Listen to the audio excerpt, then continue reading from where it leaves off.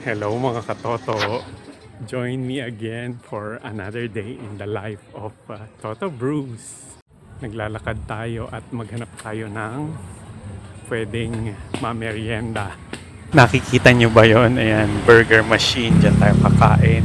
Alam niyo paano nagsimula yung burger machine noong 1981? Isa ito sa mga 24 hours open na burger stand. Isa siya sa mga sumasagot sa mga late night cravings. Ito yung chili burger, ito yung sikat dati, di ba? Hindi mo alam. Tingnan nyo to. Ito pa rin naman yung colorful design nila na napaka-iconic. Ayan, niluluto na ni Ating yung in-order natin. Andito na ako sa burger machine. At alam nyo ba, nung early 1990 at late 2000, kilala sila bilang National Burger Stand of the Philippines. Ito na yung in-order ko. Dalawa to kasi buy one take one. Hindi na pala chili burger yung famous sa kanila ngayon. Itong chicken burger na daw yung best seller nila. Kaya ito na in-order ko. Misa nung nga uling sauce to? Hot pepper po. Hot pepper. So lagyan natin ng hot pepper tong isa. Medyo spicy lang. Sige lang. Ito ano to? Spicy barbecue po. Spicy barbecue naman tong isa.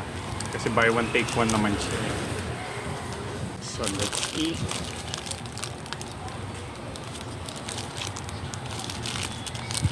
Alam nyo, nung hindi pa uso yung social media, yung mga ganitong burger stand yung tambayan after class.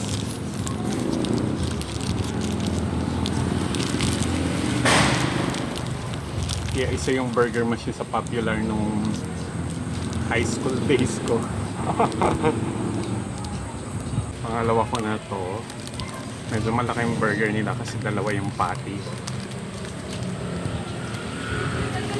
I'm done with my snacks.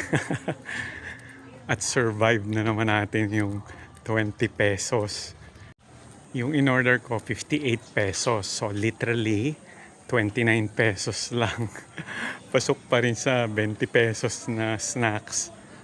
Naalala ko lang kasi na nung hindi pa uso yung pagtambay sa mga social media, sa Facebook o sa TikTok Live, isa yung mga burger stand sa mga tinatambayan. During those days, nagbabago yung lahat, nagbabago yung panahon.